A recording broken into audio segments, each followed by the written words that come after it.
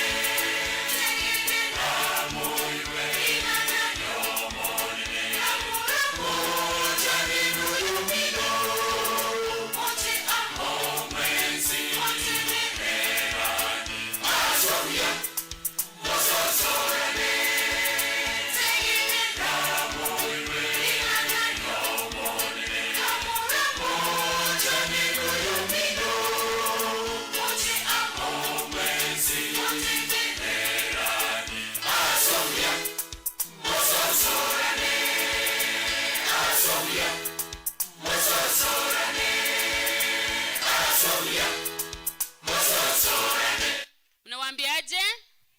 Amen. Yantua youths karibu.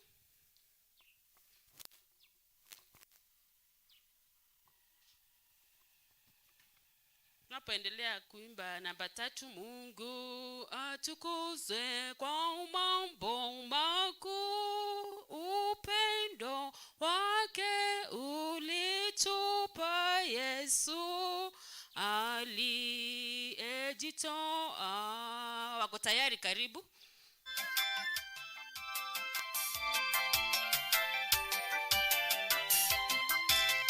Mwenye haki atafurahi daima, piga kelele usinyamaze, baragumu na ziimbe, tusifu jina la Bwana, ndivyo tunavyomwabudu. Mwenye haki atafurahi daima, piga kelele usinyamaze, baragumu na ziimbe, tusifu jina la Bwana, ndivyo tunavyomwabudu. Tukuzeni jina lake, poneni na nyandani msifuni, kama mpanda farasi asafiri ya jangwani bila uoga. Ndivyo Mungu huwalinda vyema na kuwapa baraka wamchao. Tukuzeni jina lake, poneni na nyandani msifuni, kama mpanda farasi asafiri ya jangwani bila uoga. Ndivyo Mungu huwalinda vyema na kuwapa baraka wamchao.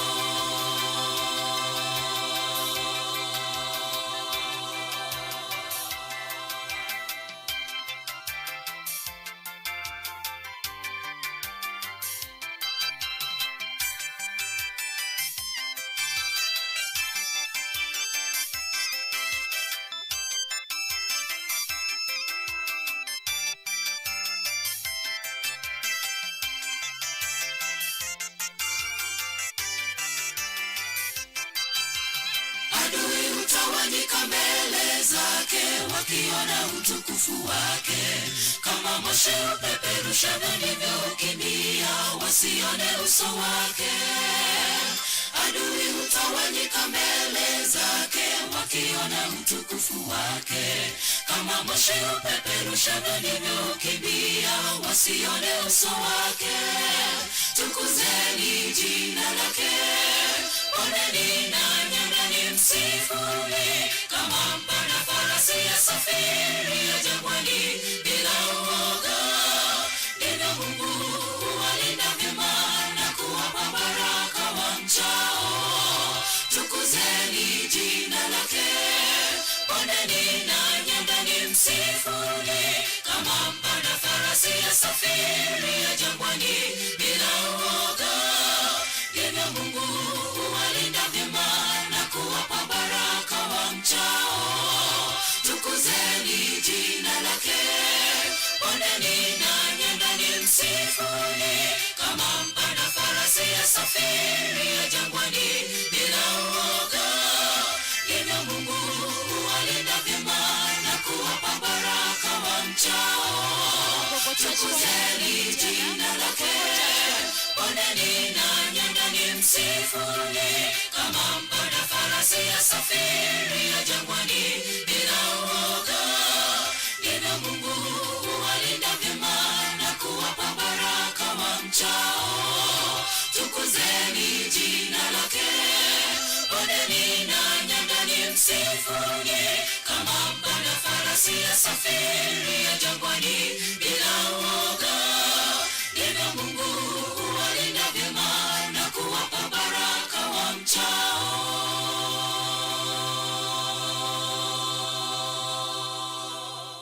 Amen. Ni kama Nyangongo Church kwaya wako youths, mtakuja wa Nyangongo, mtakuja tuendelee kuimba ule wimbo wetu namba 3 kwa Kiswahili, Mungu atukuzwe. Tuanze Mungu atukuzwe, tuanze wote kwa pamoja.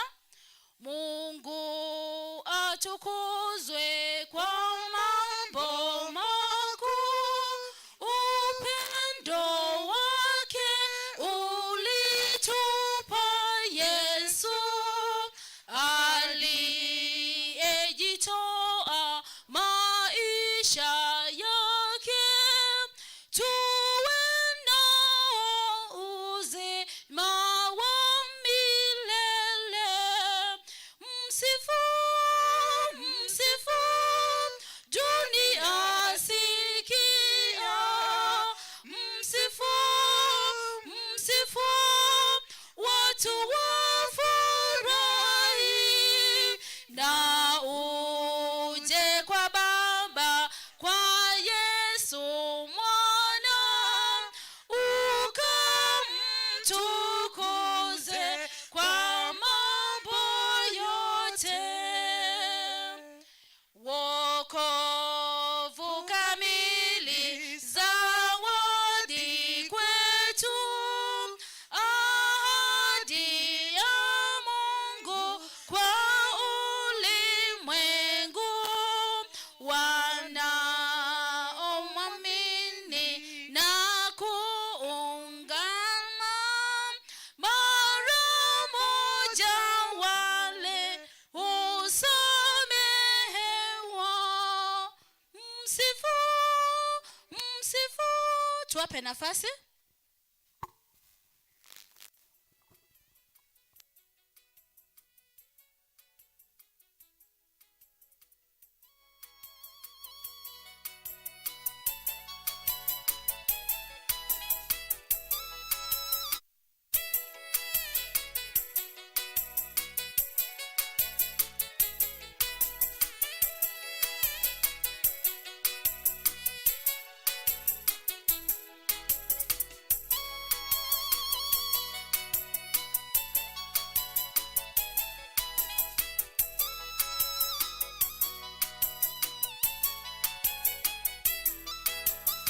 Bwana Mungu unirehemu, maana adui yafuata nafsi yangu.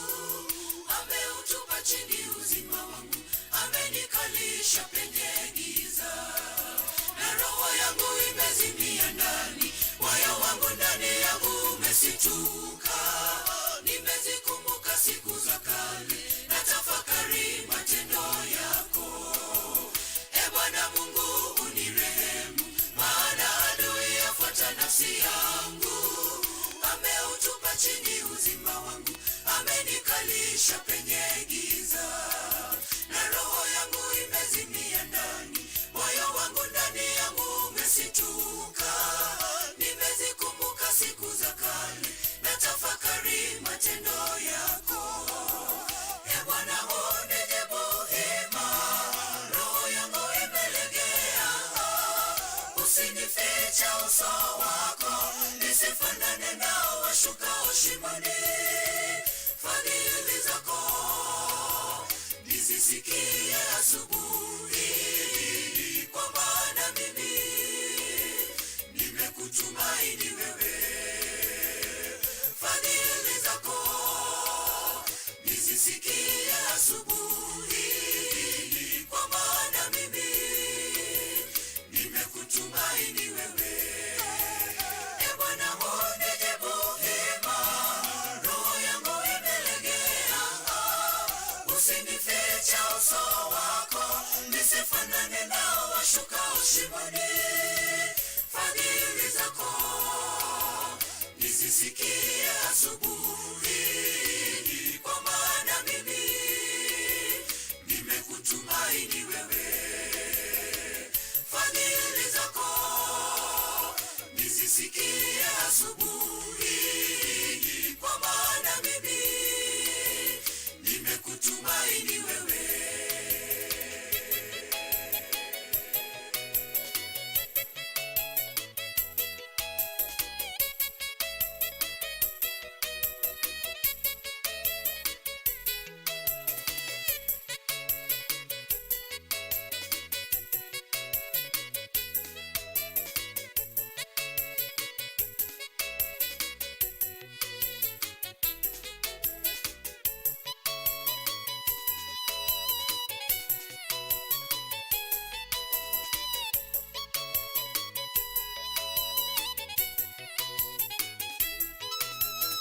Bwana Mungu uniongoze, mapito yangu kweli mimi ni dhaifu. Mimi mchafu kweli mwenye dhambi, nihurumie na kulilia. Na roho yangu imezimia ndani, kila siku mimi naona mateso machungu. Nihurumie Yesu, nishike mkono, miguuni pako nitulie. E Bwana Mungu uniongoze, mapito yangu kweli mimi ni dhaifu. Mimi mchafu kweli mwenye dhambi, nihurumie na kulilia. Na roho yangu imezimia ndani, kila siku mimi naona mateso machungu. Nihurumie Yesu, nishike mkono, miguuni pako nitulie. E Bwana unijibu hima, roho yangu imelegea. Usinifiche uso wako, nisifanane nao washukao shimoni. Fadhili zako nizisikie asubuhi, kwa maana mimi nimekutumaini wewe. Fadhili zako nizisikie asubuhi, kwa maana mimi nimekutumaini wewe. E Bwana unijibu hima, roho yangu imelegea. Usinifiche uso wako, nisifanane nao washukao shimoni. Fadhili zako nizisikie asubuhi, kwa maana mimi nimekutumaini wewe. Fadhili zako nizisikie asubuhi, kwa maana mimi nimekutumaini wewe. E Bwana unijibu hima, roho yangu imelegea. Usinifiche uso wako, nisifanane nao washukao shimoni. Fadhili zako nizisikie asubuhi, kwa maana mimi nimekutumaini wewe. Fadhili zako nizisikie asubuhi, kwa maana mimi nimekutumaini wewe.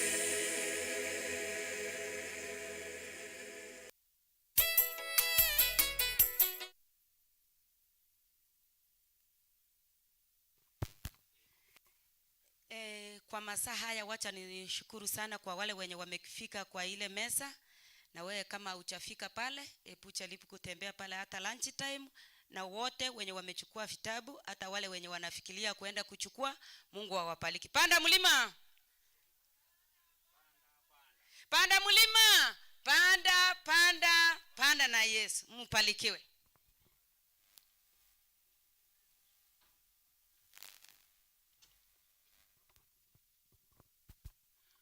Wapendwa wa Mungu wa majambo, wakati tena tunashukuru Mungu ametufikisha masaa haya ili tuende kusikiza kipindi inafuata.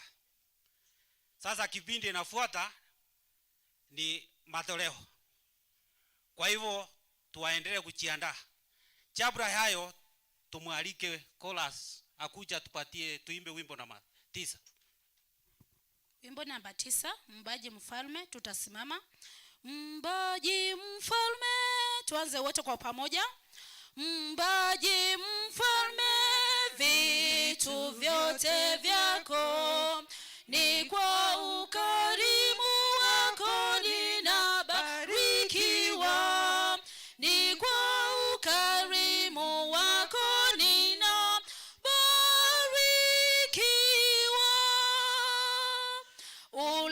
Uliyeniumba na kutegemea, sina budi kusisifu izani zako kuu. Sina budi kusisifu izani zako kuu. Nitatoa nini kwanza vyote vyako? Upendo wako wajai moyo wa shukrani. Upendo wako wadai moyo wa shukrani. Nipewe neema, niwe na uwezo wa kuishi kwako Bwana siku zangu zako. Wa kuishi kwako Bwana siku zangu zako. Tuchuke mafikira yetu kwa Mungu. Omonene tata tigo bakwe. Twaikireta ikaya bene twakira sobosi bwaho. Litangani twabire bibibi eto twese. Na kigumo twarigania sobonda bwaho wakale na kale. Bonekere mona na chauji gute na sobosi bwaho. Auji gukwanira igoro yestataka. Tata omonene tigo muikomo tangano mworokereri. Nekerara akoro bakwe na ndomokereri igoro. Asaya maketu asabire tigase ne weti Kristo mokonyo ito. Amen. Onena chike. Karibu.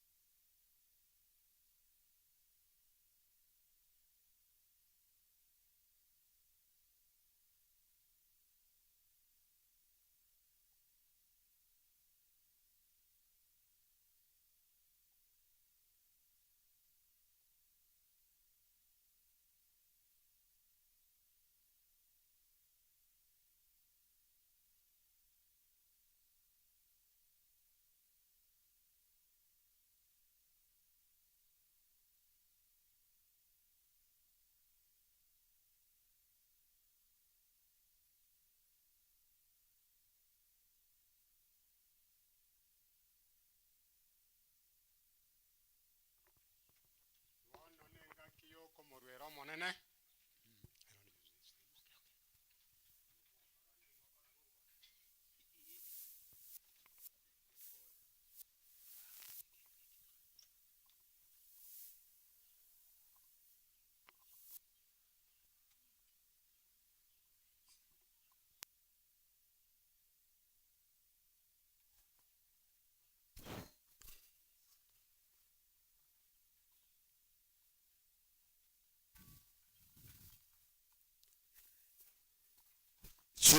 Kuna Vifungo, kuna vifungo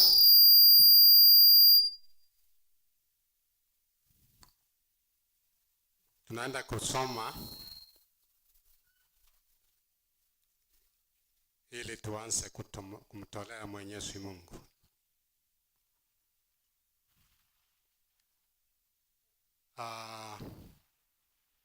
Tunasoma kwanza Kumbukumbu la Torati 14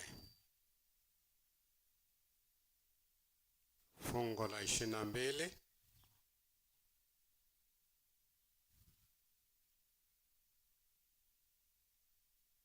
na 23. Alafu tutasoma Malaki 3 fungo la 10.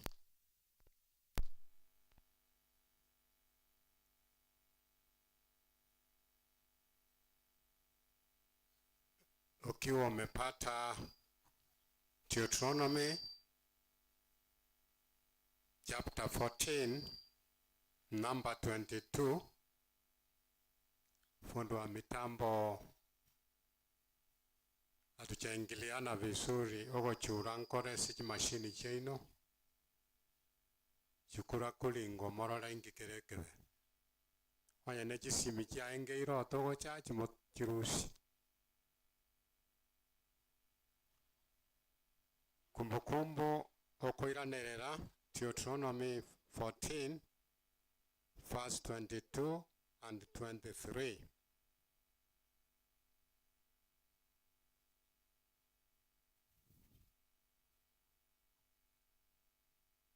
Oikamorwe ensemo ya 10 nechindagira chimigondo ya ino echichikwa makero mwaka agwasobo sibo monene Nyasaye ino ase arachore abo bamenyo bwereta lyaye.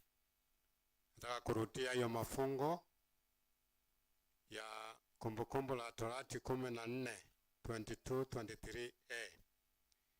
Oikamorwe ensemo ya 10 echindagera chimigondo ya ino echichikwa makero mwaka awasobo sibo monene Nyasaye ino ase arachore abo bamenyo bwereta lyaye. Nani atusome Malaki 3 fungo la 10, the last book of the Old Testament.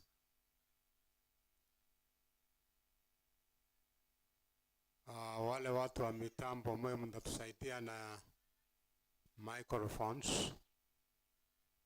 Malaki 3 fungo la 10.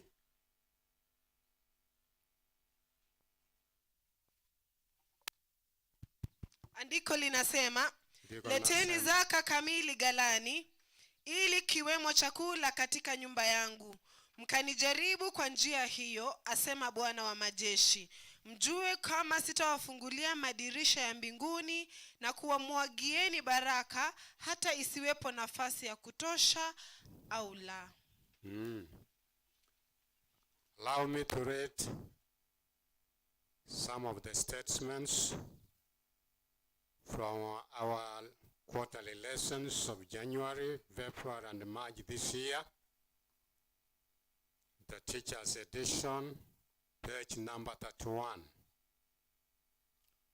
Those specific directions are not given in the text of Malachi 3 verse 10. It is nevertheless evident that God's people knew what he meant by the word storehouse.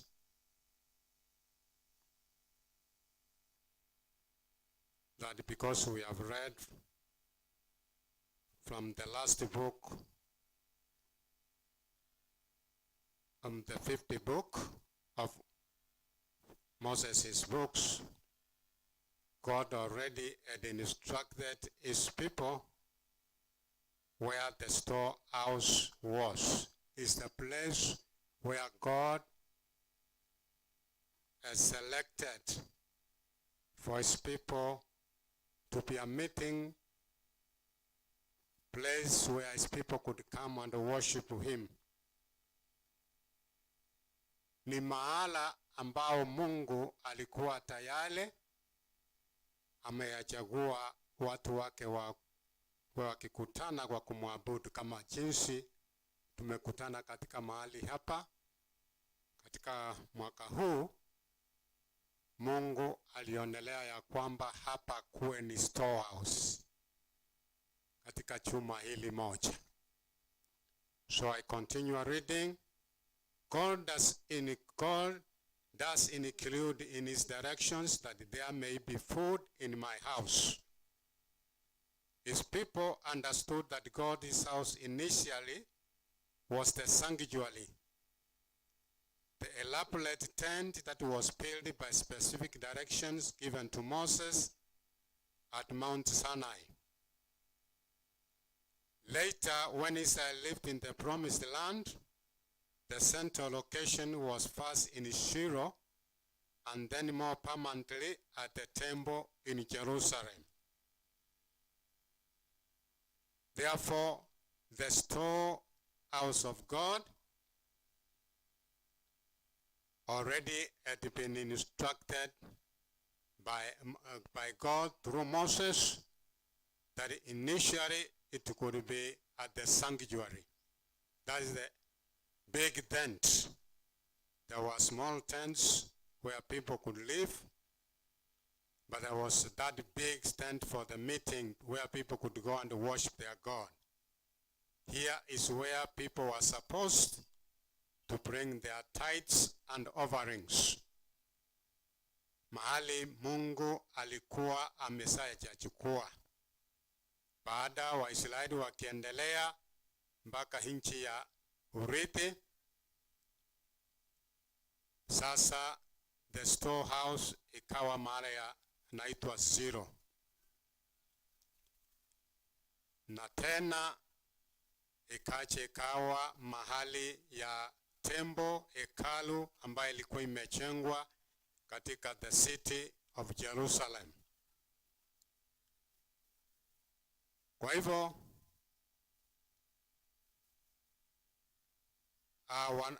tunataka kusoma Deuteronomy chapter 12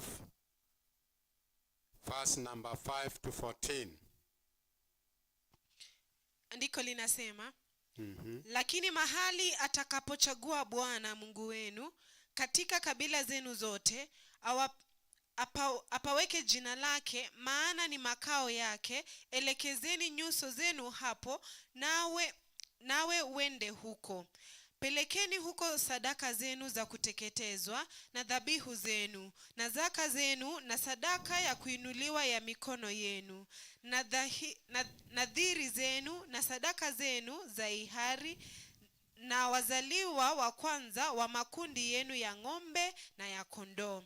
Na huko mtakula mbele za Bwana Mungu wenu, nanyi furahini katika yote mtakayoyatia mikono yenu, ninyi wa nyumbani mwenu aliyokubarikia Bwana Mungu wako.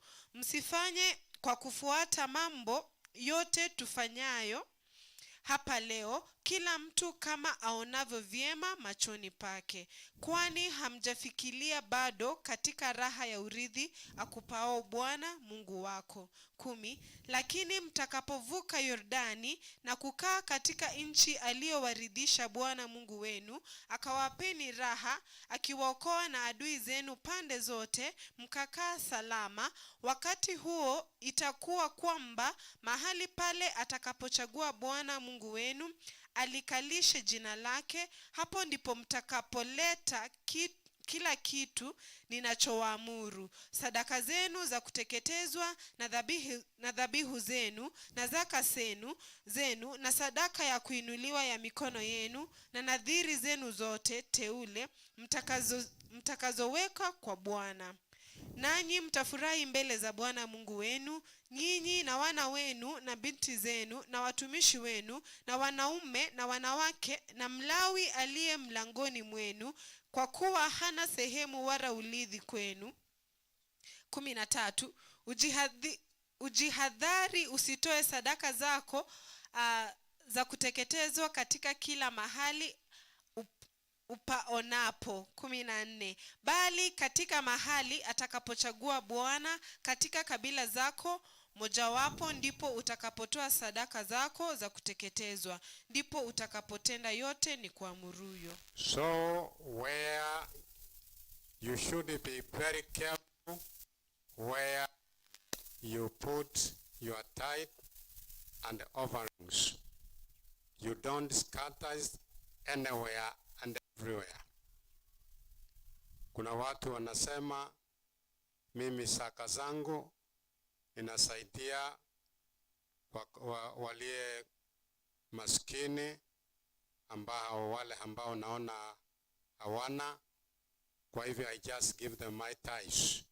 Biblia imetuonya that we should be careful not to scatter God's tithes and offerings anywhere.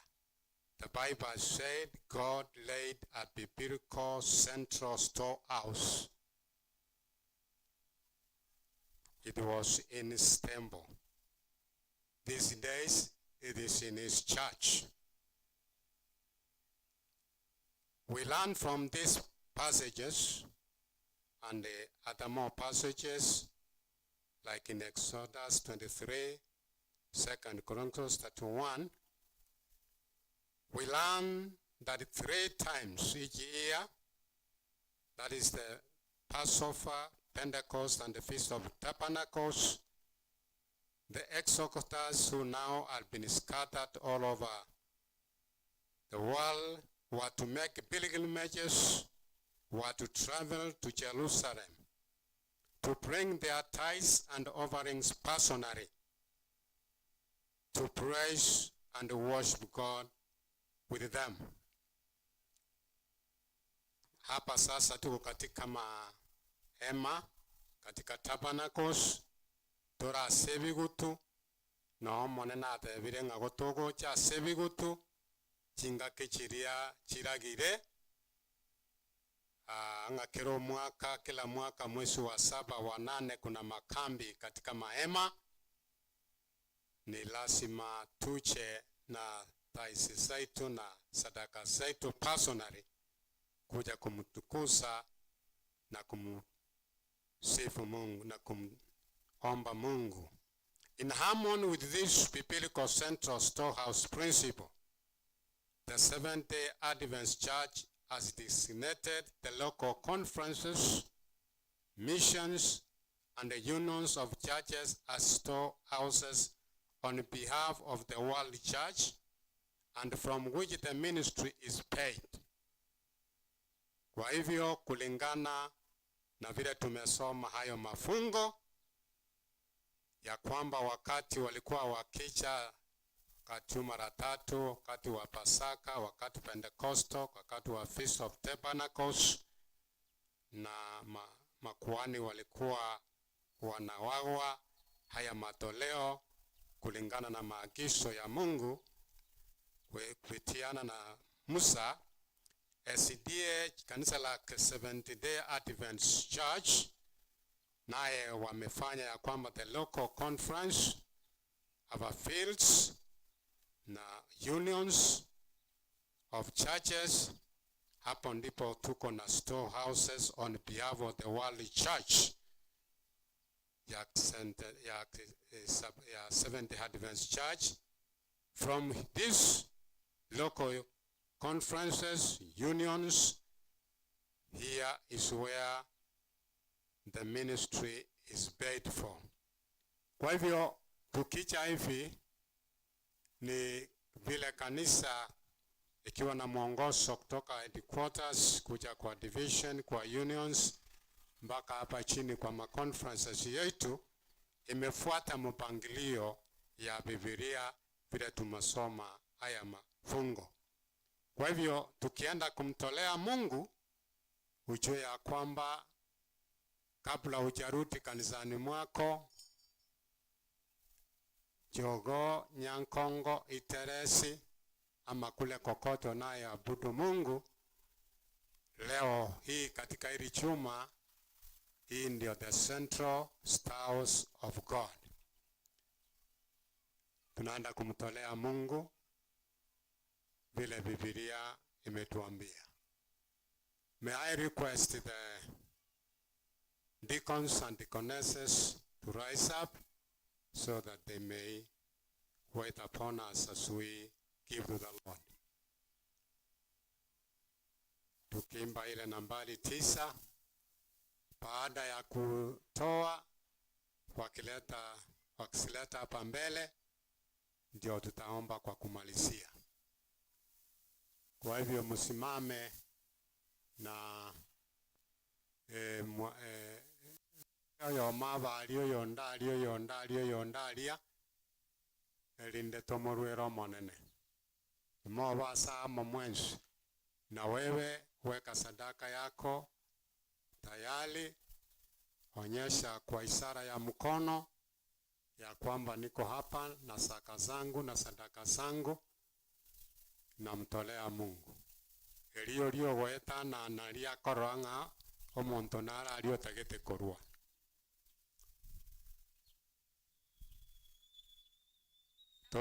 Toru usie wanoji sadaka chene jita ischieto tobe kange toja konyoru ngambono kara bantu aikire bosiana ndo tebanga nainda kara rusi yangu kara weka tayari kabla tujaanza kuimba nambari 9. Uonyeshe kwa ishara ya mkono, ndio utamsaidia huyo deacon ama deaconess kati anapopita pale. Na inurende mwakora bwango kiamwe kengere kiabugire amoko genda ngoraigo.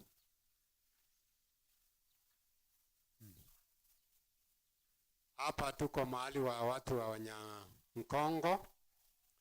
Wakati lori kwa inachukuliwa, nafikiri ndio watakuwa wengi, maana makanisa mengine yamekuja kwao, wenyeji lazima wawe wengi. Wenyeji hawezi kukaa na shughuli zao kule nyumbani, kule kwa vihosiki business centers ama kule mjini. Wageni mbali gochenka wanyore ng'abanyene mbayo. Hata kwa kununua vitabu, nafikiri the hosting church ambao ni Nyankongo, they will be the leading in buying books kwa binafsi yao wenyewe, ama waende kubariki wengine nyumbani na kwenye mahali popote pale na hizo vitabu. Igaba Nyankongo nabone sauti yeko gendale sana asole ndoche nga muri bange ga mnambali gereti kamoranche iga nise inotole ntunabageni ntubachogo nabageni ntubaitesi nabageni nabakwani bekambi inu Nyankongo abenye ichora ire bitabu asobonge na attendance ino etoetani ntwe abatorabageni twajitese ina nalienke ko wenera. Tunaimba sasa na ukimaliza ulete hapa mbele.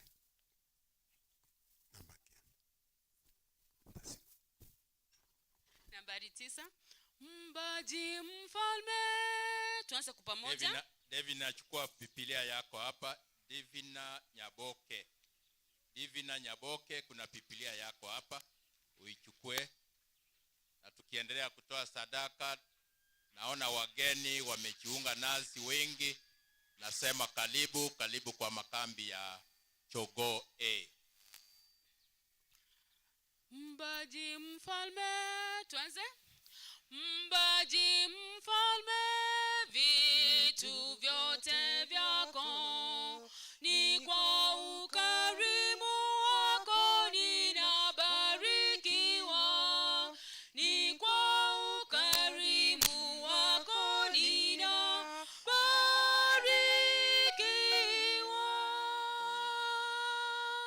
Ulieniumba na kutegemea,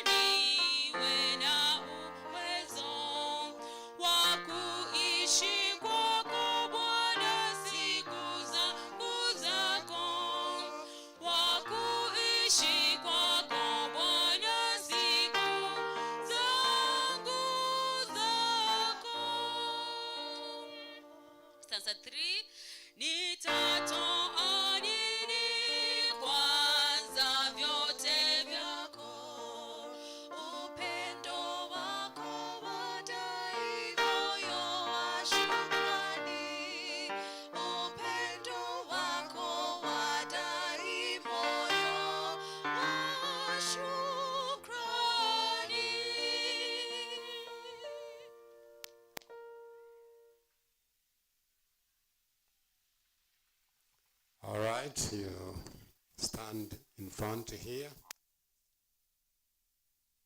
Baba wetu, tunakushukuru kwa mibaraka yote ambao umetubariki, kwanza kwa afya zetu, umetubariki kwa mali na mambo mengi. Ndiposa umetuagiza katika Biblia ya kwamba tuwe tunaleta zaka zetu na sadaka jinsi umetubariki katika mahali umeteua kwa mahali ya kuabudu.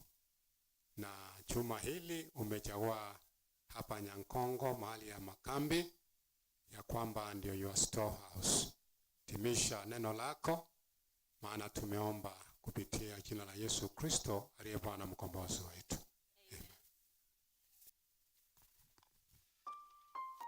Wageni wetu kutoka Nyancha Youths, mje kwa wimbo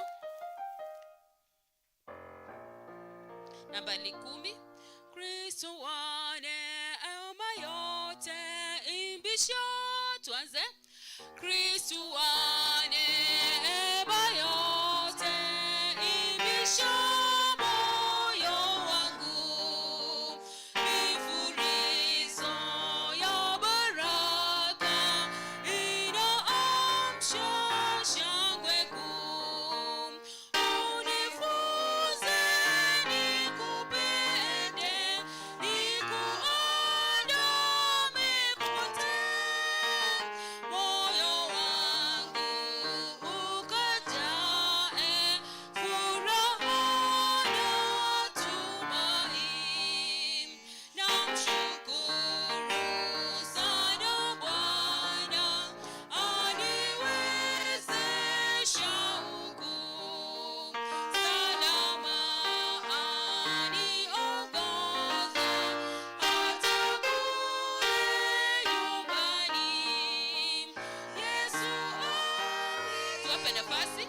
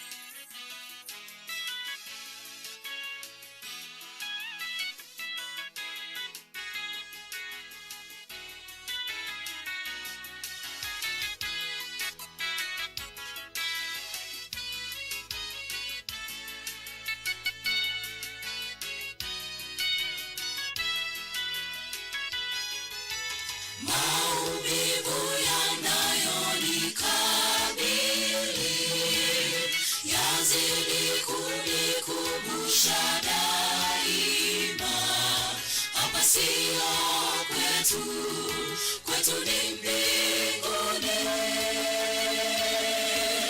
Huko ndiko kuna makao ya raha. Maumivu yanayonikabili yazidi kunikumbusha daima, hapa sio kwetu, kwetu ni mbinguni. Huko ndiko kuna makao ya raha. Kuna mahali tutapumzika daima, tazama siku ikaribu, tukaze mwendo. Dunia ina mwisho, mwisho wake karibu. Tukifika pale itakuwa shangwe. Kuna mahali tutapumzika daima, tazama siku ikaribu, tukaze mwendo. Dunia ina mwisho, mwisho wake karibu. Tukifika pale itakuwa shangwe.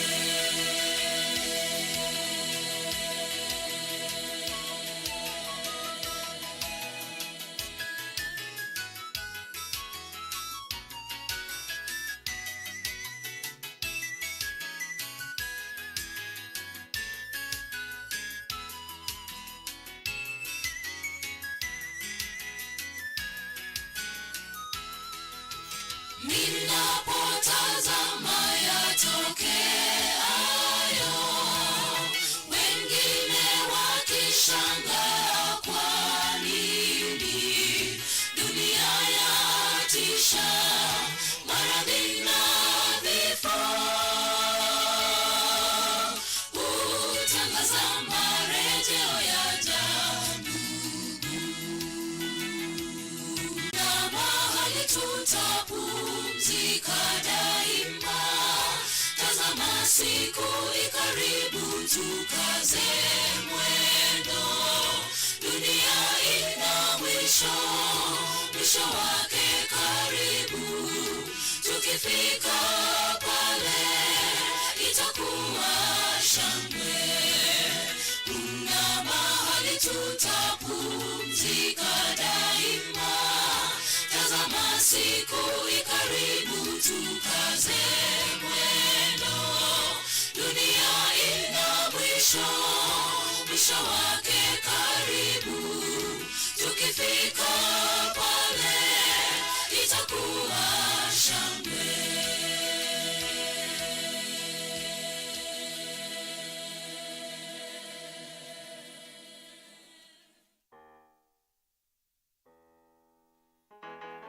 That is our guest choir today, na watakuwa pamoja nasi mpaka jioni. Nimeona wageni wamekucha wengi, na kwa niaba ya hao wageni wote nataka elder from South Suneka South utusalamie kwa niaba ya wageni wote. Mpate mic, yuko hapa nasi hapa kwa nyuma ya Pastor Judy. Wapenzi wana wa Mungu na wasalimu wa mchambo. Nimekuja kutulia makambi ya mwaka huu kupitia kwa mwaliko wa ndugu yetu Molema. Nilipata ya kwamba nimemaliza kazi ofisi, nikaona ni vizuri nikuje na mimi niungane pamoja nanyi. Na watakia mema. Hata sisi tutaanza makambi yetu tarehe 26. Kwa hivyo nikaona wacha nipate baraka ya siku ya leo, na watakia mema na Mungu awabariki. Asante. Ntoko mubori achama tukayonsi atigaire. Na yawezi kubarikiwa. You are most welcome. Kwa niaba ya wageni wote, karibuni. Sahi mlete mgeni kutoka conference kwa dakika 2 apasa message. Welcome daktari.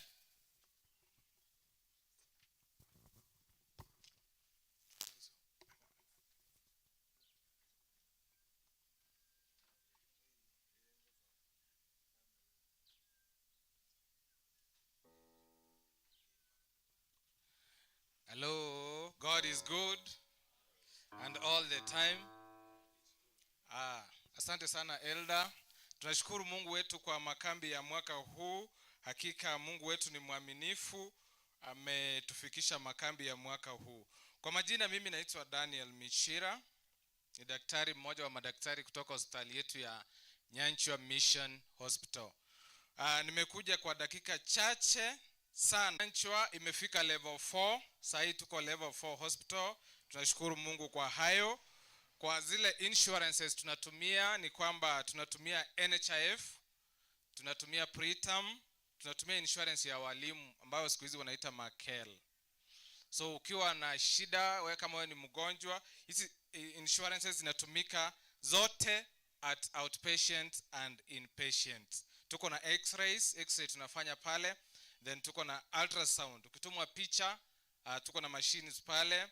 Ambulatory services, tuko na ambulance ambayo is a modern ambulance, inasafirisha wagonjwa mahali popote pale. Hata kama uko na mgonjwa mahali unataka aende mahali pengine pale, ambulatory services ambulance iko pale kwa bei ambayo ni bei ambayo tunawezana nayo.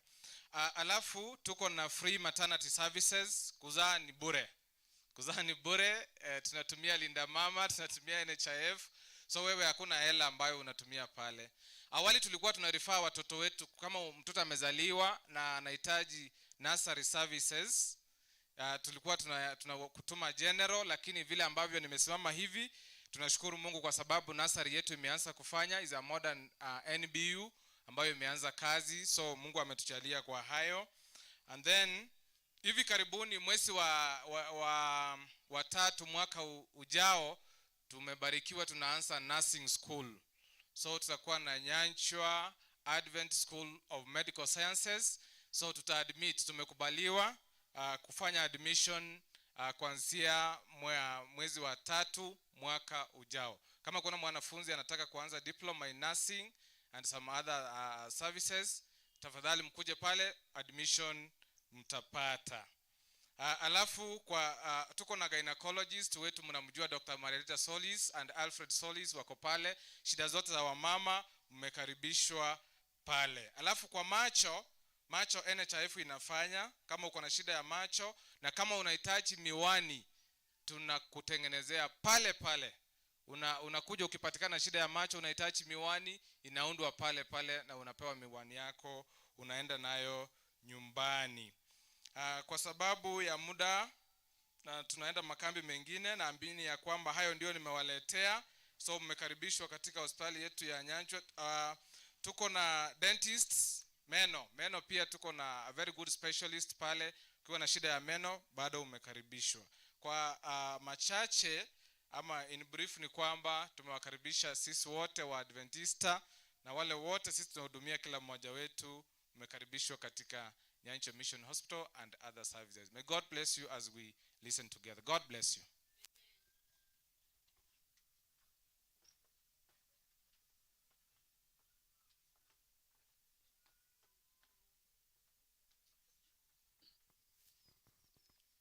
Wana wa Mungu, acha nichukue nafasi niwasalimia mjambo.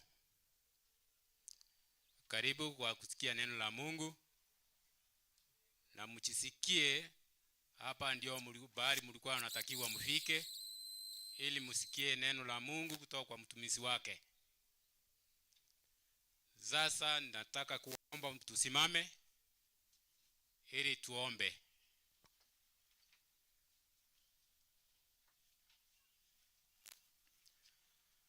Omo chenu Tata Nyasaye titokorosa kairo Tata na intura abana bawo bia mona senge nche bia bwa kwa bere ne tumena twasese kiwanche kitwakubulitie nande ya ikrinse ya abene lingana lya likorento no musombo Tata nigo twawasoreto konyo muiko mo chenu elindo nyari gutworokere lingana na intu nyari ko libwa tunyawekere otoreka kwao musombo go chabono musesenie omutumie munoganetie elinda mangananya kuiweka bia tomorora kolende tuigwe riogiria okurwa sibiko biaye bono tigo buya bwabo toisane Tata ya maketu akuburirie tigakuwenere wetira asiri tiri umwana wa Yesu Kristo mutore ito amina.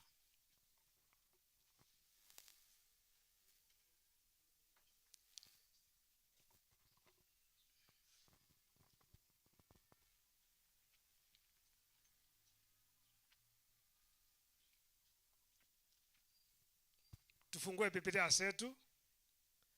Biblia zetu kitabu cha Mathayo. Mathayo 24. Mathayo 24 fungu la 14.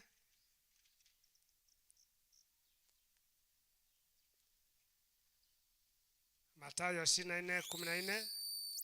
Utasoma na karo nayo. And this gospel of the kingdom shall be preached in all the world for the witness unto all nations, and then shall the kingdom come. Narudia. And this gospel of the kingdom shall be preached in all the world for a witness unto all nations, and then shall the end come. Mungu abariki somo.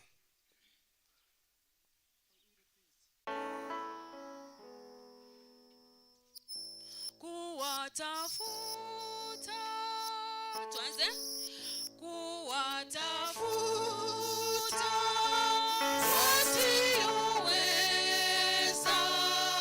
kuomba wamrejee Yesu kuwaambia maneno yake njooni kwangu na wapenda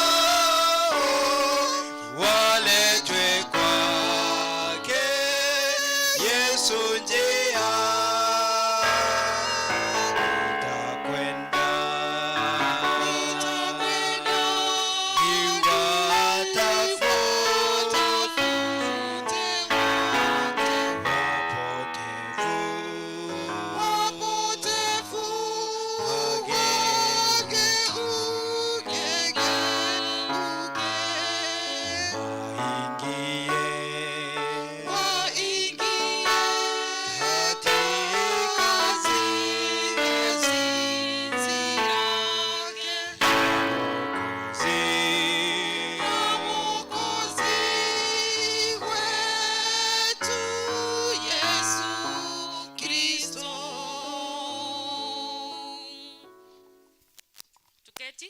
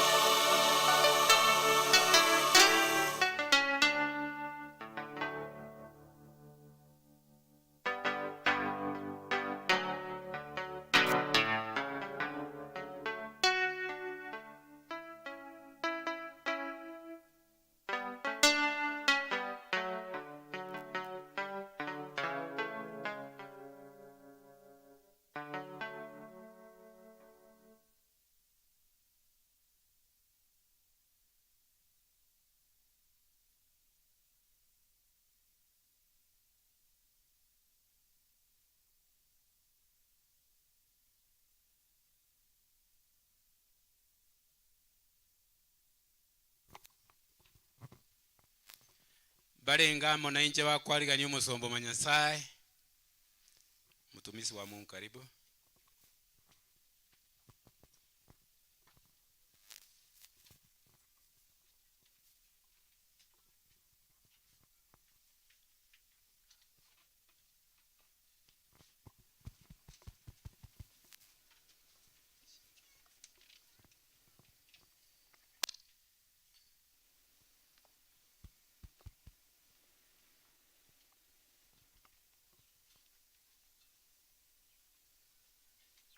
Watu wa Mungu, habari za makambi. Watu wa Mungu, habari za makambi. Hamjambo.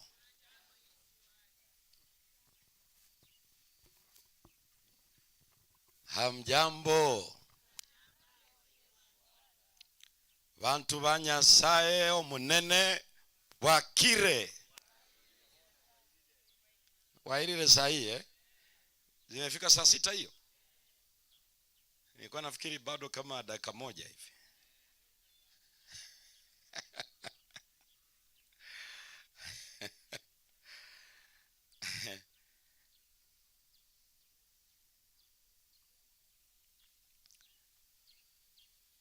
Karibuni katika tafakari neno la Mungu.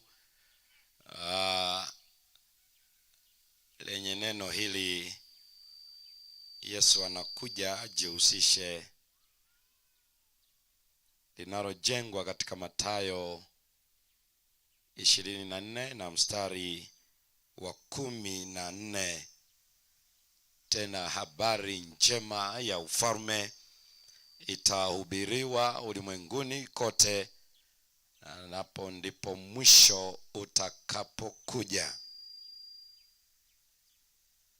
Hii ni hotuba ambayo Yesu aliitoa akiwa katika mlima wa Mizeituni, inayoanza na Mathayo 24 mpaka 25 katika mafungu 96, akijibu maswali matatu ya wanafunzi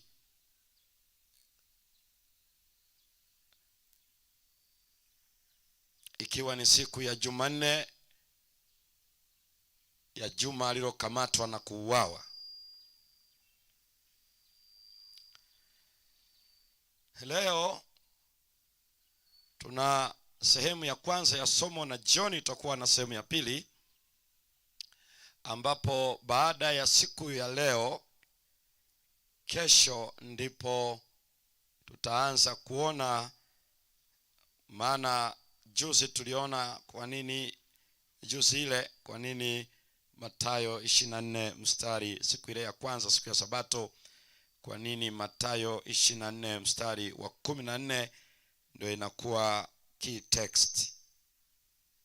Tuliona ndio fungu muhimu sana ambalo limebeba maudhui makubwa matatu ya Agano Jipya.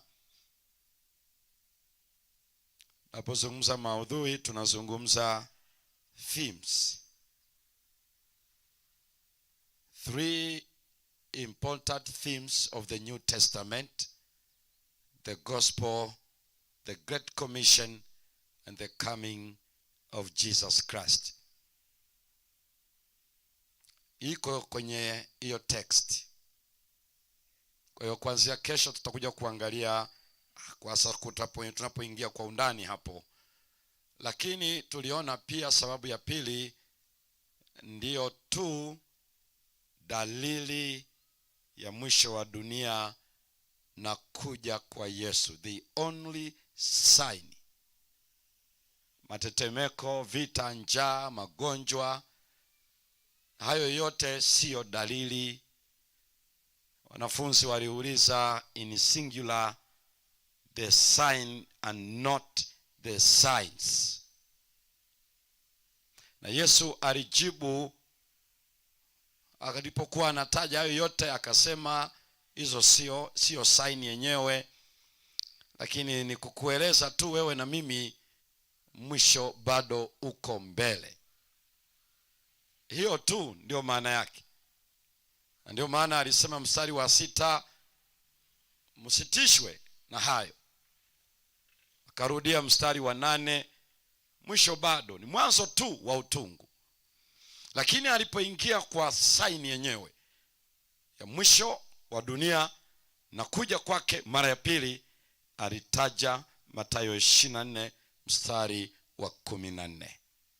Kwa hiyo ni fungu muhimu sana, ndio lililo na theme muhimu za Agano Jipya, halafu ndio saini pekee ya mwisho wa dunia na ya kuja kwa Yesu mara ya pili. Sehemu ya kwanza ya somo la leo lina kichwa kinachosema ushindi wa kanisa. Sehemu ya kwanza, ushindi wa kanisa. Kanisa litashinda, limeshinda, linashinda na litashinda. Yesu alituhakikishia hivyo alipomwambia Simioni Bajona, wewe ni Petro, na juu ya mwamba huu nitalijenga kanisa langu, na milango ya kuzimu haitalishinda. Hiyo ilikuwa ni Mathayo 16 mstari wa 18. Upon this rock, wewe ni Petro. Kwa sababu Petro neno la Kiyunani Petros, kama tungelitaja kwa Kiyunani, tungelitaja Kiebrania, ndio maana naona anaitwa Kefa. Kefa ni neno la Kiebrania lenye maana ya jiwe. Jiwe linaloweza kuhamishika kutoka sehemu kwenda sehemu nyingine. Unaweza litupa mahala, unaweza kulihamisha. Kwa hiyo anasema wewe ndiye jiwe, na juu ya mwamba huu, lugha ilibadilika, you are Petros, but upon this Petra. Petra is not Petros. Ndio maana watu wanaofikiri kanisa lilijengwa juu ya Petro ni kwa sababu hawajafahamu Greek language, kwa sababu Yesu alisema wewe ni Petros, na kanisa halijengwi juu ya Petros, linajengwa juu ya Petra, the massive rock, unmovable. Hiyo ndiyo Petra, na hiyo ni image ya Yesu Kristo, image ya Mungu in the Old Testament times. Unaposikia mwamba wa wokovu, wewe ni mwamba na nguvu, that's the image ambayo Mungu anaitumia kuelezea kitu ambacho huwezi tikisa, huwezi hamisha. Anaonyesha strength, power, energy. Na hiyo ndio anayoeleza kanisa halijengwi juu ya wanadamu, linajengwa juu yake mwenyewe. Na ndio maana Efeso 2:20 nasema tumejengwa juu ya misingi ya mitume na manabii, na Yesu Kristo ndiye jiwe kuu la pembeni. Hiyo ni image ya Isaya aliyoizungumzia. Jiwe walilolikataa waashi limekuwa jiwe kuu la pembeni. Hiyo ni Isaya. Unajua Isaya ndiye nabii pekee wa Agano la Kale ambaye zaidi ya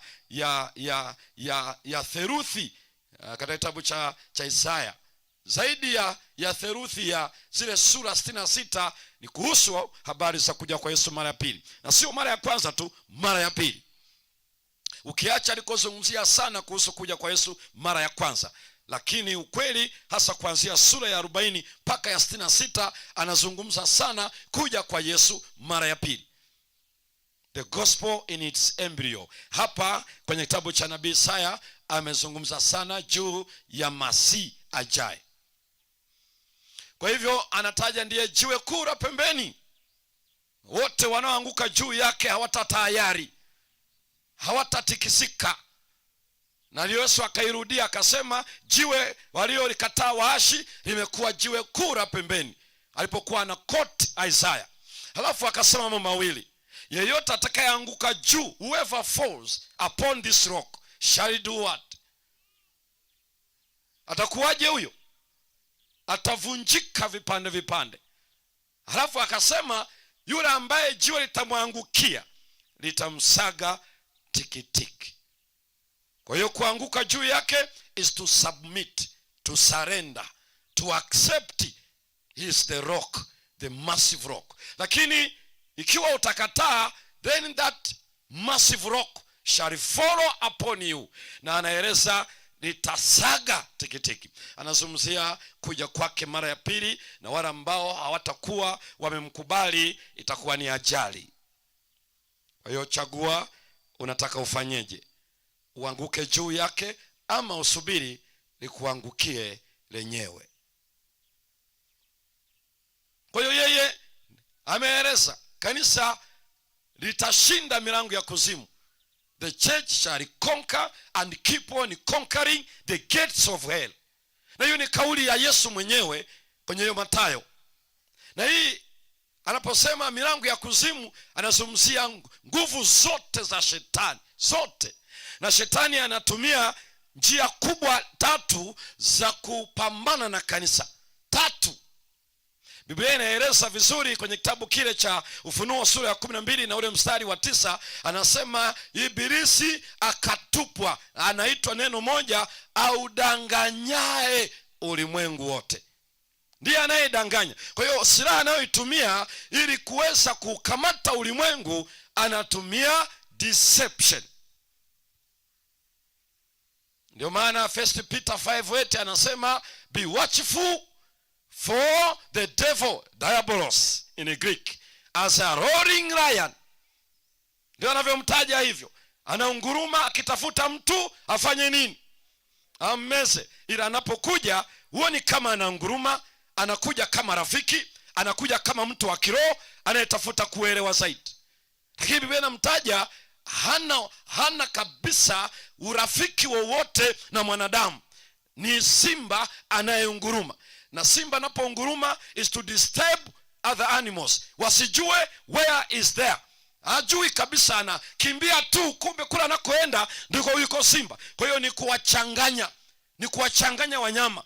Wakati anapokuwa anawinda, anapotoa sauti yake, simba. Kwa hiyo anasema ibilisi anadanganya, anaunguruma, na watu wanachanganyikiwa, wanashinda kufahamu hivi wako wapi. Wanajikuta wanakwenda kwake. Kwa hiyo anasema msaada anaotamka hapo Petro, kesheni. Na ndio lugha ya Yesu tu. Kesha. Swala la watchfulness and faithfulness, ambao kwenye hiyo the Olivet Discourse Matthew 14:15 to 25 ndio anayozungumza yote hiyo. Kesha, halafu kuwa waaminifu.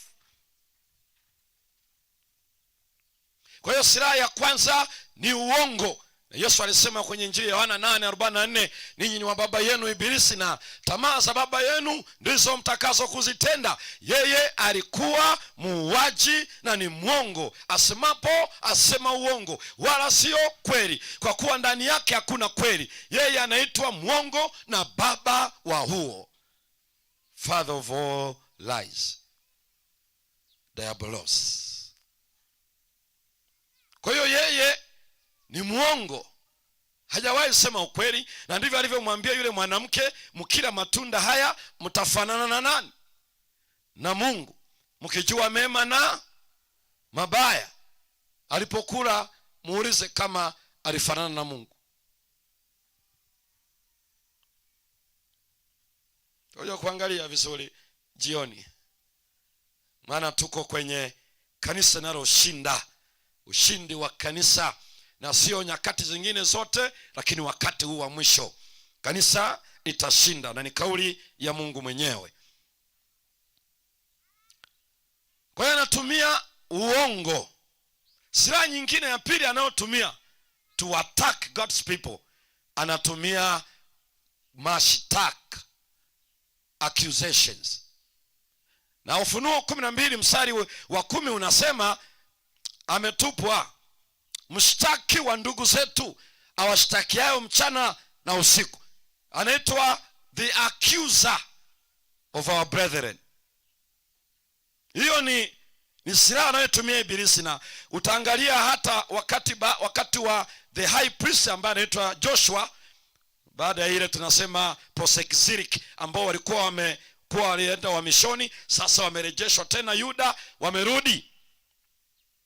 Kuhani mkuu aliyekuwa ni Yoshua amesimama, Mungu amemuita kwa ajili ya huduma, halafu shetani anamuaccuse, huyu hafai, ni mchafu, hana chochote. Alafu Yesu akamwambia huyu ni kinga kilichotoka motoni, a remnant aliyepita kwenye fire. Kisha akamwambia vua mavazi, halafu akamvika mavazi mengine.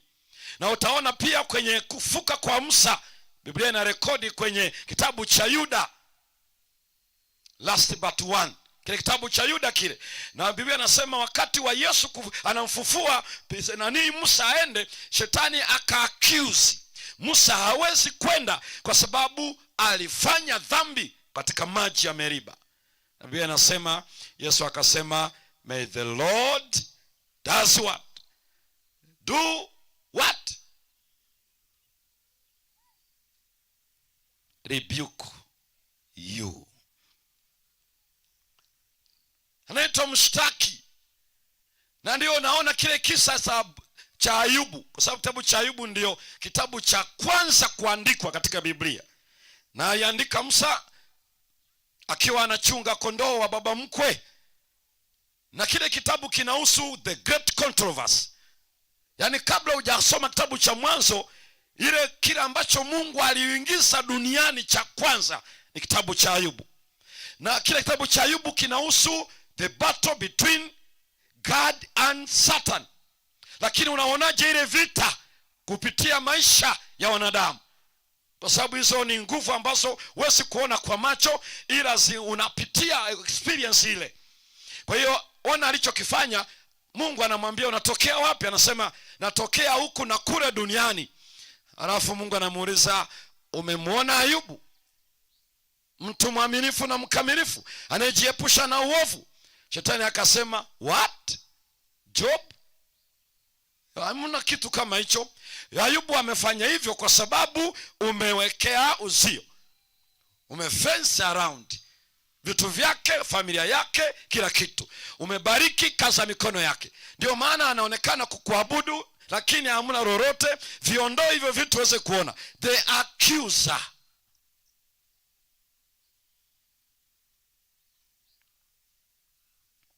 Silaha yake ya tatu anayotumia ni persecution. Na huwa mara nyingi huwa ni hatua yake ya mwisho. Anapoona hizi mbili hazikufanikiwa, hiyo ndiyo silaha yake ya mwisho. Hizi mbili zina attack the mind, your understanding concerning God.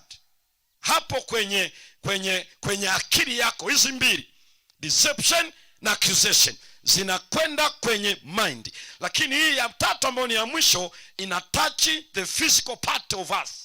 Na hizi mbili zinapoungana, ana touch kwenye mind ama mental part of you na kwenye physical, ili aingie to your spiritual world.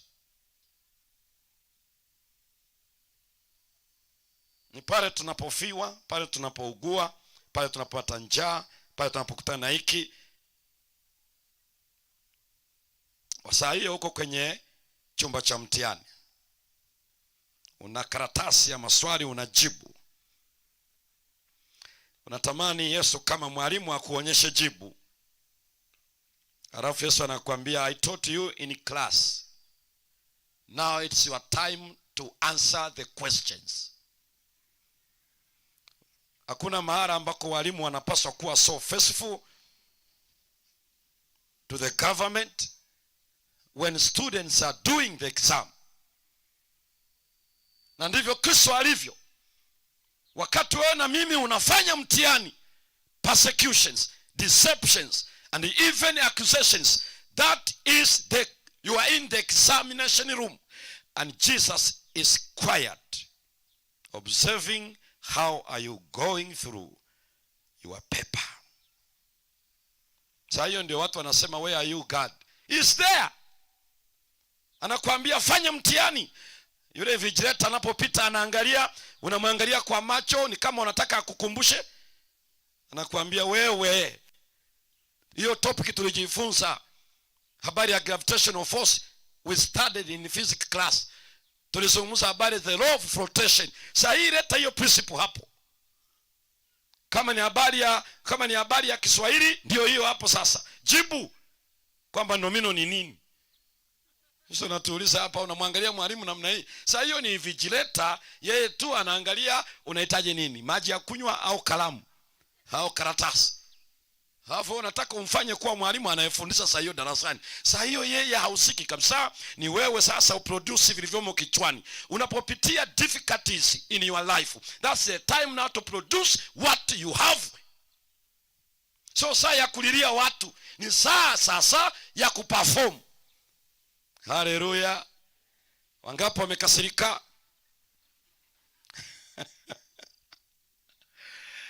Kwa hiyo anatumia hizo silaha tatu to attack the church of God. Lakini wakati anafanya hivyo, Mungu ametueleza, najenga kanisa langu juu ya mwamba, milango ya kuzimu haitalishinda. Hiyo yote ni milango ya kuzimu, accusations and deceptions and persecutions, all those. Hiyo yote ni milango. Tena sio mtu milango, sababu lugha anayotaja tusingetumia neno door, ni neno gate. Kama tungetafsiri Greek language anayotumia pale. Kwa hiyo anasema ni gates of hell. Lakini as it is stated by himself, anasema haibilisi hata shinda. Na unajua anaposema hata shinda kanisa, maana yake hata kushinda wewe na mimi, ila tu kama uko juu ya mwamba. Ndio tunaenda kuangalia how can we find ourselves on the rock of ages. Biblia inaeleza in the time of the end, kitabu cha Ufunuo sura ya 12, soma mstari wa 11. Kwa hiyo baada ya kueleza zile silaha mbili, kwa mstari fungu la 9 anadanganya, fungu la 10 ni mshitaki. Sasa angalia fungu la 11, Ufunuo 12:11. Hebu soma. Nao wakamshinda kwa damu ya mwana kondoo. Watamshinda kwa nini? Kwa damu ya mwana kondoo. Kwa damu ya mwana kondoo. Na kwa neno la ushuhuda wao. Na kwa neno la ushuhuda wao. Ambao hawakupenda maisha yao hata kufa. Hata kufa. Watamshinda, moja, kwa damu ya mwana kondoo, 2, neno la ushuhuda. Nini anachokieleza? Damu ya mwana kondoo, halafu kingine wanachotumia neno la ushuhuda. Ndio hiyo get involved. Sikiza vizuri, kwa sababu watu hawajui. Yaani kumshinda ibilisi wakati unashiriki kazi ya utume, ndipo unaposhinda. Ndio maana kesho utakuja kuangalia, hakuna mtu yeyote ambaye ataonekana ameshinda ikiwa hakushiriki kazi ya utume, hajawa involved. Hakuna mtu huyo atakayemshinda shetani, hata kama utasali na kufunga mno. Kama you are not part of this movement, involving yourself for carrying the good news, you will never conquer the enemy. Na hiyo anaeleza hawa watu wanashindaje? Wanashinda kwa the blood. 2, the witnessing, neno la ushuhuda. Kwa hiyo unapotoa neno, hiyo ndio step ya kushinda adui. You keep quiet, you are now conquered. You work for him, una conquer and to conquer. Wote wanaostarehe ndani ya kanisa, hakuna wanachofanya chochote. Ili kanisa sio stawi wa jamii, sio mara wa watu waje wastarehe wakule soga ndani ya kanisa. This is a militant church. You join this church, you are to be involved. If you are not involved, you are not part of the conquering. Wasishinda, wanashinda kwa damu na wanashinda kwa neno la ushuhuda. Anaeleza, anasema hivi, hawakupenda maisha yao hata kufa. Kwa hiyo kushinda kwa damu na kwa neno vinaweza kugharimu maisha, lakini hawa watu hawahesabu maisha yao kuliko kumaliza mwendo wao. Wakifa, ndio Biblia inasema heri wafu wafao katika Bwana tangu sasa. Niliwaambia siku ile ya kwamba hiyo kitabu cha Ufunuo 10 14:13, si ndio? Inayosema andika, heri wafu wafao katika Bwana ni wale wanaokufa kwa damu ya Yesu na kwa neno, sio wanaokufa kwa malaria wala kwa uviko 19 wala kwa ajali wala kitu chochote. Ile text haiko kwa vifo vya kawaida, ila ni kwa sababu spiritual battle. Kwa hiyo ukifa, kauli inasema andika. Hiyo ndio sauti aliyosikia Yohana, andika watakao kufa wakati huo, kwa kuwa matendo yao yafuatana nao. Faithfulness unto death. Ndio maana Revelation 2:10 inasema uwe mwaminifu mpaka kufa. Haisemi uwe mwaminifu mpaka upone ugonjwa, uwe mwaminifu mpaka upande cheo, uwe mwaminifu mpaka uoe, uwe mwaminifu mpaka uolewe. We don't have such text in the Bible. Be faithful unto death. Saa nyingine sisi wahubiri tunakosesha watu. Unasema ukiwa mwaminifu lazima utaolewa. Where do you read? Where? Issue ya kuoa na kuolewa sio swala la kigezo cha uaminifu. Maana hata wanaoolewa wengine wanaolewa ambao hata hawana sifa.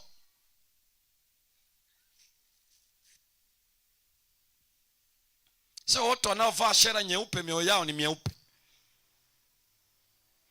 Hiyo unajua ni kwa nini ile nguo inakuaga nyeupe na sio nyekundu ama nyeusi?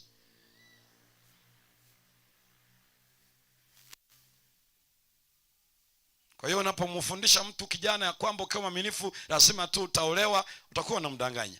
Biblia inasema wewe mwaminifu mpaka kufa. Sasa amekuwa mwaminifu miaka 5, lakini wanaofunga ndoa na kumachi ni wale ambao wanawajua. Wengine walishagachomoa injini, walitoa ya Suzuki wakapiga ya Prado, wakatoa ya Prado wakaweka ya nini? Ishaga baki body, lakini injini zilishaga badilishwa. Akasema akili ya kuambiwa changanya na ya kwako, naye akachanganya na ya kwake. Sasa hao ikiwa utamwambia ukiwa mwaminifu lazima utaolewa, mwisho anasema akili ya kuambiwa changanya na ya kwako. Whoever comes. Kama huyo Yesu hajaleta miaka 5, 6, 7, lazima atachanganya na ya kwake. Ni sawa na wanaohubiri watu ukiwa mwaminifu wa zaka na sadaka lazima uchumi wako utapanda. Where do you read? Utaniambia unasoma Malachi. Are you sure? Sasa hiyo unaposema leta zaka kamili garani, kiwemo chakula katika nyumba yangu, uone Mungu atafungua madirisha ya wapi na kumwagia baraka isiwepo nini? Nafasi ya kutosha. Muulize huyu anaosoma hiyo text, je, nyumbani kwake palishaga kuisha jaa? Unajua saa nyingine unadanganya mchana kweupe na mtu anakuangalia hivi. Mtu amekuwa mwaminifu anatoa zaka mwaka wa kwanza, wa pili, wa tatu, hata ile biashara yake haijawahi gatanuka. Yuko tu mwisho akili ya kuambia changanya na ya kwako. Na unajua majority ambao leo sio waaminifu wa zaka na sadaka waliamua kuwa waaminifu kwa aim ya kupata zaidi. Mwaka unaenda, badala ya kuongezeka ndio wanaona wanashuka. Mwisho kagundua hailipi. Jihadhari kufundisha watu kisichoandikwa. Kuna kitu tofauti kabisa Malaki anazungumza.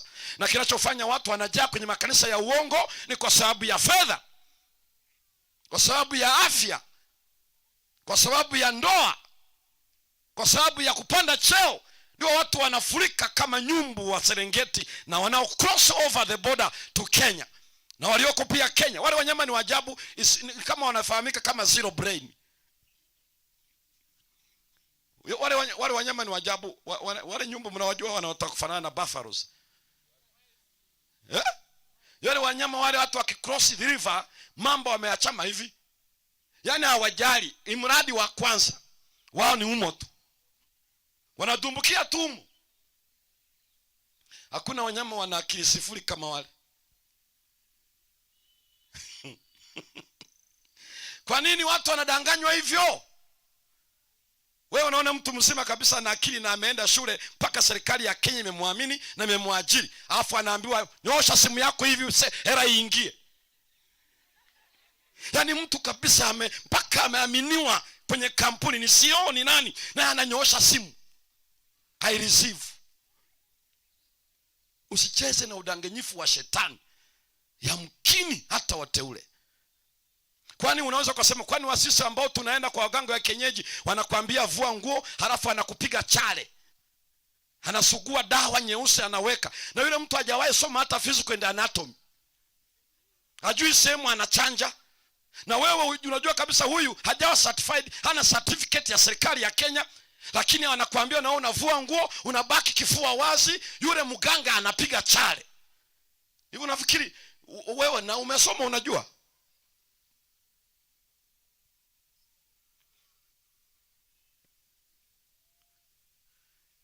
Wewe mchungaji Semba akikwambia njoo nimekuja nikuombee, alafu anakuambia ili nikuombee vua nguo. Uvue nguo, spiritual battle inahusianaje na mwili? Maana aliye na dhamana ya kuniambia vua nguo ni daktari. Ananipima. Sasa huyu mchungaji huyu kuomba kwake mpaka nivue nguo, inaye ana authority katika mwili huu. Na hakuna fani ambayo imevamiwa kama ya utabibu. Mtu akisoma NG White books anajiita doctor, akijua kuchanganya hii dawa na ile anajiita daktari. Yaani miongoni mwa eneo ambayo yamevamiwa ni eneo la udaktari. Medical doctor zimevamiwa mno. Zile ambazo karibu zina nafasi nzuri angalau wanaziogopa ni roya. Wanasheria hawajavamia sana. Halafu zingine inayovamiwa sana ni theologians. Kila mtu tu akisoma Biblia na yeye ni mwana theolojia. Sawa? Na ukiingia ndani ya kanisa hili ukishasoma lesoni robo zote unajiona na wewe. Sasa hiyo unajadili lesoni unaona hii quarterly umeshakuwa tayari mwana theolojia. Mgumu kweli ukiambiwa hivi wasema hamna, yaani nchi wote amesema.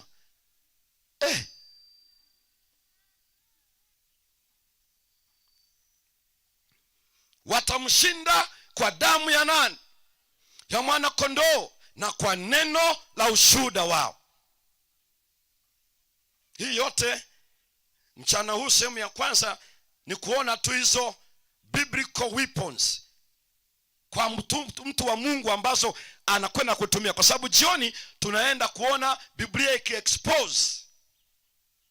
Na ili uweze kufahamu how do we go katika hizo attack zote za adui. Na hii anasema ni kwa damu ya mwana kondoo na kwa neno la ushuhuda wao. Na katika yote mawili wako tayari kwa gharama ya kifo. Hawakupenda maisha yao hata kufa. Kwa hiyo wakati Ufunuo 13 mstari wa 3, hebu soma hapo msomaji, Ufunuo 13 mstari wa 3, kwa sababu hii movement ya huu tatu mchafu, joka, mnyama na nabii wa uongo wanapotembea kuangamiza dunia kwa kudanganya na kushambulia kwa mashtaka na kutesa. Soma Ufunuo 13 mstari ule wa 3. Nikaona kimoja cha vichwa vyake kana kwamba kimetiwa jeraha la mauti. Na pigo lake la mauti likapona. Dunia yote ikamstaajabia mnyama yule. Dunia ngapi? Yote. Dunia ngapi? Ikamstaajabia yule mnyama. Sasa angalia matokeo. Ile neno kustaajabia ni ile to wonder. It's like to say wow, we were waiting for you. Ile ni were coming. Wanamstaajabia mnyama yule, wanamwadimaya. Sasa hebu soma usikie anachoeleza hapo. 4. 3. Nikaona kimoja cha vichwa vyake kana kwamba kimetiwa jeraha la mauti. Na pigo lake la mauti likapona. Ndio. Dunia yote ikamstaajabia mnyama yule. Mstari wa 4. Wakamsujudu yule joka kwa sababu alimpa huyo mnyama uwezo wake. Wanapostaajabia wanamsujudu nani? Joka. Na joka Ufunuo 12:9 ilisema ni Shetani, Ibilisi, nyoka walini wa zamani. Kwa hiyo wanamsujudia joka. Moja hiyo. 2. Nao wakamsujudu yule mnyama. Wakamsujudia yule mnyama wakisema. Sasa sikiliza, hii ndio maswali yao wanaoshabikia na kushangilia. Wanasemaje? Ni nani afananaye na mnyama huyu? Nani anayefanana na mnyama huyu? Tena ni nani awezaye kufanya vita naye? Nani anaweza kukombati kumdhibiti huyu mnyama? Nani anayeweza? Sasa angalia vizuri, enda Ufunuo 17 alafu usome mstari wa 14. Angalia huu mfungamano wote, religious political power katika movement yao. Nani awezaye fanya vita na kupambana mnyama huyo? Angalia Ufunuo 17 mstari ule wa 14, anasema hawa watafanya vita na mwana kondoo, watafanya vita na mwana kondoo, na mwana kondoo atawashinda. Haleluya, Amen. haleluya, Amen. mwana kondoo ndiye atakayefanya vita. Ile question ya Ufunuo 13:4 inajibiwa na Ufunuo 17:14. It is the Lamb of God. Yeye ndiye atakaye shinda hiyo vita. 1, 2, soma usikie, malizia. Kwa maana yeye ndiye Bwana wa mabwana, Yeye ni Bwana wa mabwana na mfalme wa wafalme, na ni mfalme wa wafalme. Na hao walio pamoja naye ndio walioitwa, na followers wake wana majina matatu. 1, wameitwa, na wateule, alafu la pili wateule, na waaminifu. 3, waaminifu. Called out from the word. Those are the elect, the chosen one. 3, faithful ones. Walioitwa, wateule, waaminifu. Hao nao wanashinda kwa sababu yeye amewashindia. Kwa hiyo wakati huyu anaitwa Bwana wa mabwana, mfalme wa wafalme, ndiye aliyeshinda. Mnakumbuka jana wakati tunasoma ile Ufunuo 5 mstari wa 5, wakati mzee anasema usilie Yohana, yuko mmoja simba wa kabila ya nani? Huyo ameshinda apate kufungua kitabu na mihuri yake. Kwa hiyo ndio unaona hapo unaambiwa ndiye atakayeshinda zile nguvu 3: joka, mnyama na nabii wa uongo. Kwa leo wasikie tu hivyo, kwa sababu jioni tutakuja kuangalia. Kwa hivyo ndiye atakayeshinda, na Yesu anaposhinda, na anashinda na wale alionao, na hao walionao wanaitwa walioitwa. 2, wateule. 3, waaminifu. Ndio maana hiyo naiona vizuri kwenye Ufunuo sura ya 19 anapoitwa jina lake. Yeye ni Bwana wa mabwana, amepanda farasi mweupe, na anakwenda kufanya vita, na anaenda kushinda na kushinda. Hiyo ni Ufunuo sura ya 19, na unaiona kuanzia mstari ule wa 11 mpaka mstari wa 16, alafu na mstari wa 19 na mstari wa 20. Ndio naona anavyokwenda kumaliza. Hiyo ndio inaitwa the final battle, yeye ambaye ni Bwana wa mabwana. Na unaiona kwenye Ufunuo sura ya 7, wale mzee anamuuliza hawa ni wakina nani hawa? Watu wasiohesabika wamesimama pamoja na huyu mwanakondoo, wana matawi ya mitende kuonyesha ushindi. Wakati Yohana anaulizwa na yule mzee mmoja wapo, hawa ni nani hawa? Alafu yule mzee Yohana akasema, wajua wewe? Alafu ndio mzee yule akasema, hawa ni wale watu waliotoka katika ile dhiki kuu, wamefua mavazi yao katika damu ya nani? Ya mwana kondoo. Nao ni mabikira, hao hawana mawaa kwenye vinywa vyao. Faithful, elect, called out. Hao ni wasafi, ni waaminifu, ni watakatifu, wametoka katika dhiki ile, kwa mnyama, kwa nabii wa uongo. From there, hii ndio Yesu aliyosema, nalijenga kanisa langu, milango ya kuzimu haitalishinda. Yaani kitabu cha Ufunuo kina habari njema hivi: watu watakao kuwa wamesikia wito wa Yesu na wakachaguliwa kwa kuitikia wito huo, na ni waaminifu, watashinda. Yaani ndio neno tu. Ndio maana tuhitaji kuangalia, tutateswa. Tutateswa, sijui tutatembea juu ya misumari kwenye ubao, sijui tutaburuzwa, na wewe tunachukua muda kujadili kitu hicho. Hiyo unapoteza muda. With Jesus we are more than conquerors. Leta chochote utakacholeta. Yaani unajua ambacho tunahitaji kuangalia sisi leo hapa sio habari eti hawatakula, hawatauza na kununua. It's not the time to discuss about business, kwamba tutazuia kuuza na kununua. You are wasting your time. Yaani kitu cha kuangalia ni hiki: it's your name found in the book of the Lamb. Inaangalia watu wengi wanaofundisha unabii leo wanakazana, hatutanunua, hatutafanyaje. So what? Premature excitement ndio inayoendelea tu sasa. Sunday roho inaenda kupitishwa, sijui mtawala wa Vatikani anaenda kufanya hiki na kile, na wewe unaona hapo na muda la maana unalofanya. Biblia inasema kwenye Revelation 13:8. Can you read there? Sikiza kinachoelezwa pale. Ufunuo 13 mstari wa 8 inasema na watu wote wakao juu ya nchi, wote wakao juu ya nchi watamsujudu yule mnyama, kila ambaye jina lake halikuandikwa katika kitabu cha uzima cha mwana kondoo. Amesema cha Nyankongo. Kuna watu wanafanya dhambi, wakionana na muumini wa Nyankongo anajisafisha, anakuwa msafi kama mende anayetoka kwenye choo cha shimo. Cockroach. Huo ni mimi wajiuliza, hawa mende wanakuaje wasafi na wanatokea chooni? Mtu anaenda kucelebrate kwenye sherehe, anakunywa pombe, maji taka. Lakini leo nasikia anakuja paka ananyanyua visigino kama vile anapigwa jeki. Yesu yuaja tena. Lakini mtu anafornicate, anaoa Kisii nzima. Siku ya Sabato mtakatifu, msafi, anang'aa, ni fisadi, corrupt. Kwani unaosikia serikalini Tanzania, uenda na huku Kenya, kwamba watu ni corrupt? Are we not part of that? Unakuta ni watoto wetu wako kule, lakini kwa sababu wanakuletea hela kila mwezi, wanakupatia M-Pesa, wanakupatia hiki na kile, unapigwa na kitambaa, unapigwa na suti. You are not even asking them, where are they getting all this money? Na umenyamaza, unasema kijana yangu ananijali mno. Kweli ni hela zote za halali ama anafanya corruption? Don't assume. Usiassume kwamba watoto wako ni waaminifu kwenye serikali, waaminifu kwenye makampuni. Wanaposema corruption ni kubwa Kenya, corruption ni kubwa Uganda, corruption ni kubwa Tanzania, maana yake our children, they are also involved.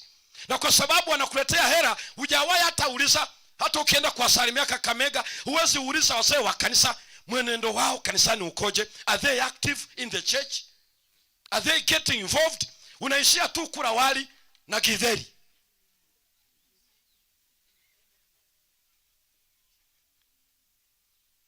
Usifikiri Nuhu aliokoa familia yake unafikiri ilikuwa rahisi. Kwa sababu wakati Nuhu anaokoa familia, ilikuwa ni kipindi ambacho sisi tunaendelea kwenda pale. Hatujafika. Kwa sababu Yesu alisema as it was in the days of Noah, so it will be. Maana yake we are now going to that level. Kwa hiyo ukizungumzia juu ya ulafi, juu ya ulevi, juu ya zinaa, juu ya hiki, we are going there. Lakini bado ndani ya kipindi hicho Noah managed to save his family. Na sio tu watoto wake wa kiuno chake, na watu wake wa watoto wake. Na unajua hakuna injili inayookoa katika familia isipokuwa ya maisha. Huwezi okoa familia kwa kuhubiri, unaokoa familia kwa maisha unayoishi. Hiki ndicho ambacho kinazungumzwa. Wote watasujudu, they shall bow to the beast. Lakini wao watakasujudu ni wale tu ambao majina yao hayako kwenye kitabu cha nini? Cha uzima cha mwana kondoo aliyechinjwa tangu kuwekwa misingi ya dunia. Ina maana msaada wetu na wakwako usiwe tulioko hapa, ili tusianguke kwa yule mnyama kwenye hiyo system inayokuja. Sio eti kuchungulia the mark of the beast, wala sio habari ya kuangalia saa hii nini kinaendelea. Ni swala la kudo away with sin. Yeyote anayesema Yesu niokoe kwa dhambi hii ulionifunulia, huyo ndiye aliye kwenye vita ya kweli. Mengine hayo unapoteza muda tu. Wastage of your time. Ni ambaye yuko kwenye kitabu cha ushirika cha mwana kondoo, sio cha Jogoo SDA Church. Kwa hiyo maisha ya kujificha hapa tunafichana. Mshiriki mmoja mara fulani, mpasta alikuwa anaenda akonani na fundi ili waje watengeneze eneo la kanisa. Fundi akamwambia njoo huku, aliitwa na mtu mwingine kuchukua vipimo. Sasa pasta akaweka hapo usafiri wake, akapita ile njia maana gari haipiti. Alipofika kuna baa moja pale, jioni hiyo, kugeuka hivi kuona macho, anaona macho ya muumini mwenzake. Ameweka pale, ameweka pombe juu ya meza anakunywa. Na uwezi amini ukiambiwa. Pasta akapiga kona, akaenda. Sasa yule hajamuona. Alipofika mchungaji amekaribia, ndipo yule muumini akastuka, akachukua ile bia, akaweka chini, akaweka kuna soda huku. Kumbe wanachanganyaga soda na akaacha chupa za soda juu, halafu bia akaweka chini. Pasa akafikia anampelekea mkono hivi. Pasa akaacha mkono, akainama chini, akachukua bia, akaweka juu ya meza, halafu ndio akasalimiana. Hakuna watu wa kuhurumiwa kama hao ambao wetu wanajificha waumini wenzao. If you have decided to fornicate even during the day, do it. Why hiding? Because Jesus is watching. By the way, unapofanya fornication, unavua nguo zote pale kwenye gesti, haujui kwamba unafanya fornication kwenye miguu ya Yesu. He is watching. How foolishness are we? Alafu unaona eti kuna ukuta, huko kuna ukuta. Ukiona mtu unajisafisha unakuwa msafi. Ndoa zinalia machozi leo. People are not even honoring the marriage vow. Wanaishi kama wanyama wa porini. Na kwa sababu hiyo, lakini tukishavaa asubuhi tuko namna hii. Walioandikwa majina yao kwenye kitabu cha uzima cha mwana kondoo. Na Biblia inasema ni hao tu hawata surrender. Ukileta moto hawata surrender. Ukileta misumeno hiyo hawata surrender. Ukitaka uwachinje hawata surrender. Hakuna chochote utafanya kwa watu hao isipokuwa kuondoa uhai huu wa kitambo. Mama mmoja katika kipindi kile cha mateso ya dark ages, alikuwa na mtoto wake ananyonyesha. Wakati wa Kristo wanawekwa kwa wale simba wamezungukiwa, watu wanashabikia kuuawa kwao, wanaona hawa ni heretics. Wakati wa kanisa linatesa kanisa. Angalia vizuri sasa, mama mmoja aliyekuwa ananyosha mtoto, jirani yake yuko pale, zamu yake ilipofika kwenda, watu wanashangilia kama wako kwenye viwanja vya mpira. Na ndio maana ninawaambia mpaka leo, siku moja wakati naenda pale namwambia, "Niyo keleza nini?" Anasema, "Washabiki wa mpira." Bado tuna Wakristo ambao ni washabiki wa wachezaji, washabiki wa mipira. Halafu eti ni Waadventista hao. They are marching to Zion. What? Pleasure seekers. You waste your time, you waste your money watching for footballers. Sasa nini, kitu gani kinaendelea? How foolish are we? We don't even realize. Sasa hiyo ungeenda kwenye shughuli yako, ungeongeza hela kwa ajili ya familia. Huo muda unaupoteza, halafu unapoteza na hela, eti wewe unasema mimi na Manchester United. Wanakufahamu. Mwanaume mzima na una familia na umevaa suruali. You identify yourself with Manchester here in Kenya. Nani aliondoa akili tukabaki na kopo hivi? Nani alichomoa akili hiyo? Nani?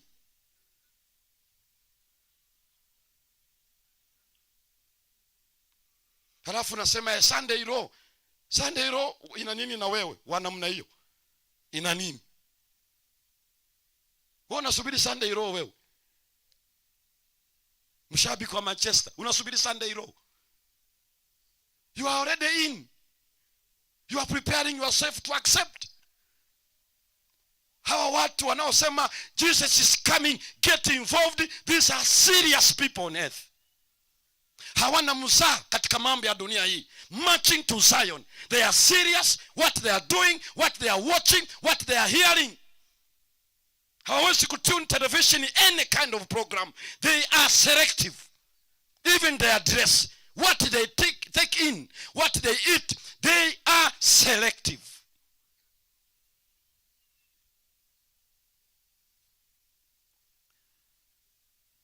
Walioandikwa majina yao kwenye kitabu cha uzima. Hii ndiyo tumaini letu katika kanisa kushinda. Hakikisha kabla hujafa jina lako limeandikwa kwenye kitabu cha uzima. Kwa bahati mbaya wengine wanapofikia hatua wanaomba, Baba tuokoe, tuandike majina yetu kwenye kitabu cha uzima. Huyo Mungu lazima awe mchungaji Semba ama Lameki Atika, ambaye anaambiwa andika jina la huyo, na unaamini huwa anaandika kwa kuomba kwako. Saa nyingine mpaka una cross border unaamua kumfundisha Mungu cha kufanya. Hivi umekosa namna ya kuomba. Leo unamwambia Mungu andika majina yetu kwenye kitabu cha uzima, na unaamini huwa ameandika. Simple like that. You pray and God writes.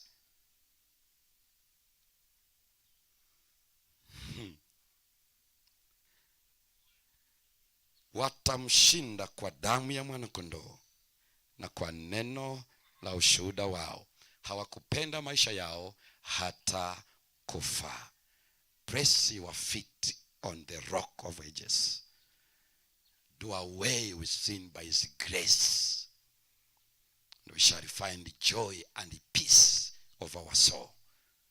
And this afternoon, if you are part of that movement, if you wish that God help me to be true to your call and to this duty, because Jesus is coming very soon. We are living in the time when sin is going to sit. You and I must decide and choose to be led by the power of love or the love of power. As angels decided, the holy angels. This is the very moment. Whatever we are doing, it should be biblical. Should be mission driven. It should be life transforming by his grace. Na Mungu atubariki as we join this movement. The good news is the church will continue conquering by his power and mighty. We are the one to accept, because he is our Redeemer. Ndiye Mungu Emmanuel pamoja nasi. Sisi tumeitwa na tumechaguliwa, na anatufanya kwa uaminifu. Ikiwa ni shauku yako, Mungu atujalie mchana wa leo. Simama pamoja nami katika sala. Kanisa litashinda na kushinda kwa kane zote. Nitaka kuwamalizia jambo hili.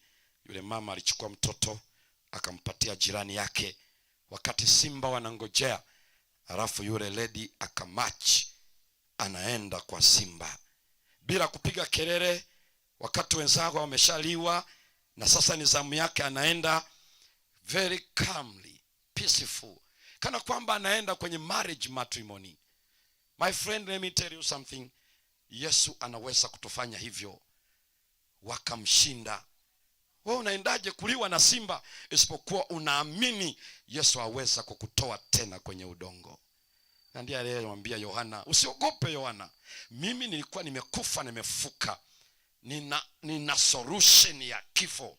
So continue to surrender at the point of death, if at all it will be asked of you. Baba yetu wa mbinguni, asante kwa ajili ya neno lako mchana wa leo. Tujalie kuwa waaminifu. Kuwa umetuita, umetufanya kuwa wateule. Kanisa litashinda na litaendelea kushinda katika maisha ya kila anayeamini jina lako. Tupatie mapumziko mema mchana wa leo, na utupatie tena neno lako utakapotukutanisha. Asante kwa kutujazia ujasiri wa kukuamini, kukutii na kukutumikia. Asante kwa kutuwezesha kuitikia sawa sawa na mapenzi yako, katika jina la Yesu Kristo. Amina.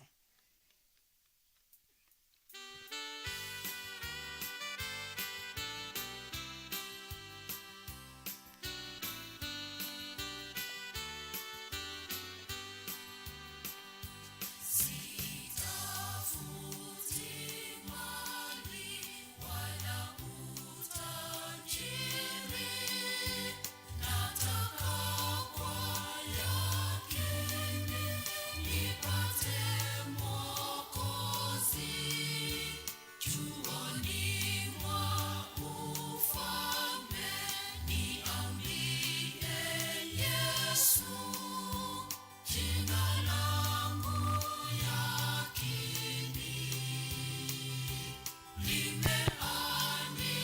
Asante, asante.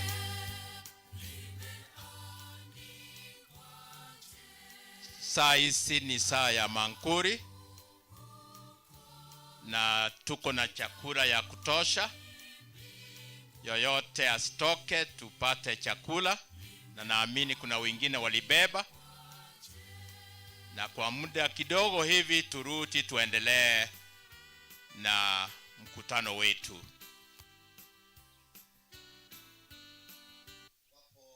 Kwa hivyo waiteresi wakiendelea kutuandaa kwa chakula, wakienda kuleta chakula na kutuletea hapa, watatuambia.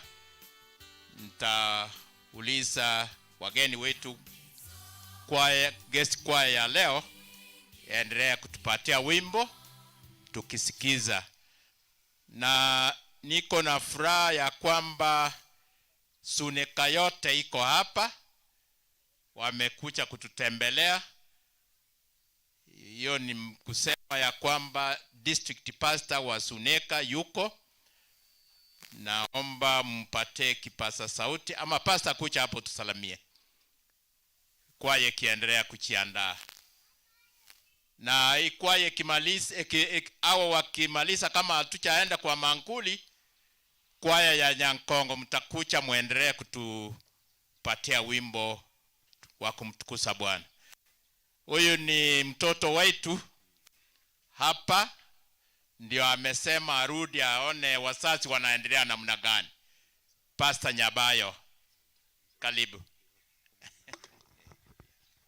Wapendwa na wasalimu, amjambo. Amjambo. Kwa niaba yangu na familia yangu, vile ninawapenda, mimi ni mtoto wenu. Geuka kwa huyu rafiki yako umsalimie kwa niaba yangu. Ninaona hali si hajasalimiana huko. Salimia kwa niaba yangu. Thank you so much. Nimekuwa na hamu sana kufika hapa. Hata jana ningeingia hapa hivi nione vile mnaendelea na makambi. Mnajua ya kwamba sisi ni watoto wenu, Jogoo ni kanisa letu, na nikaona ni vema nami niungane pamoja na nyinyi hapa. Na kwa furaha hiyo nimekuta mzee wangu Eldaguto.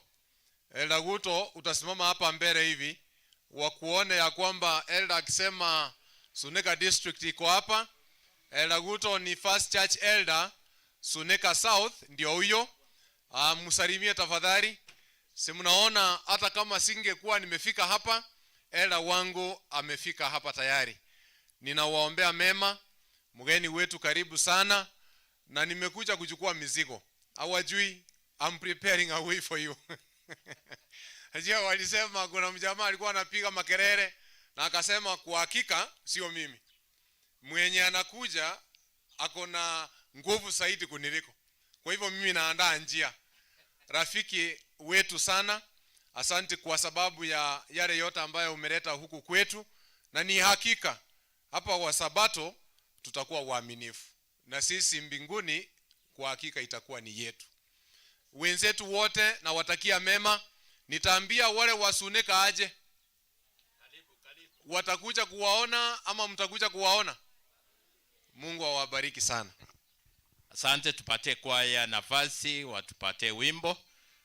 Na wewe wacha hii siku, wewe siku moja ya kukaa na wenzetu hapa. Hapana fika hapa na unafikiria kurudi nyumbani.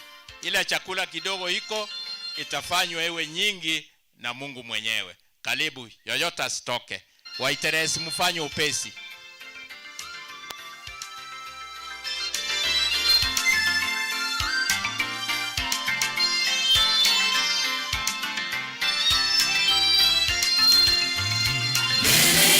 Kuna siku yaja karibu, watakatifu wa Mungu wanyakuliwe, waende kwa Baba waka.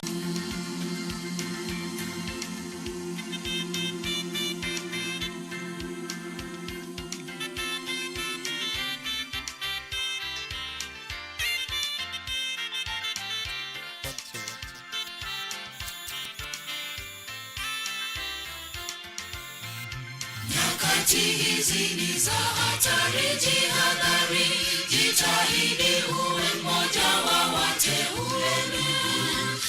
siku ikaribu, utakuwa wapi? Tulia mikononi mwake Yesu.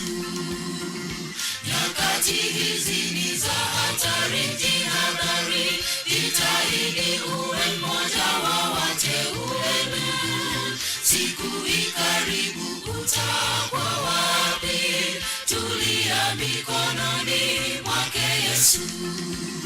Watu wa Mungu, sikilizeni, muonapo hayo yote changamkeni. Kurudi kwake Yesu kumeshakaribia, achana na mambo ya ulimwengu.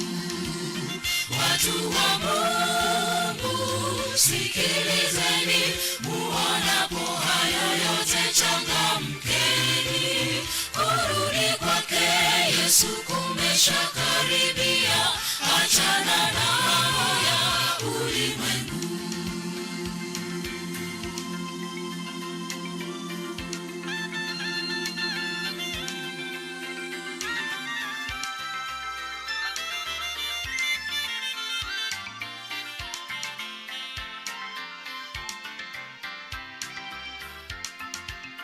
Watu wa Mungu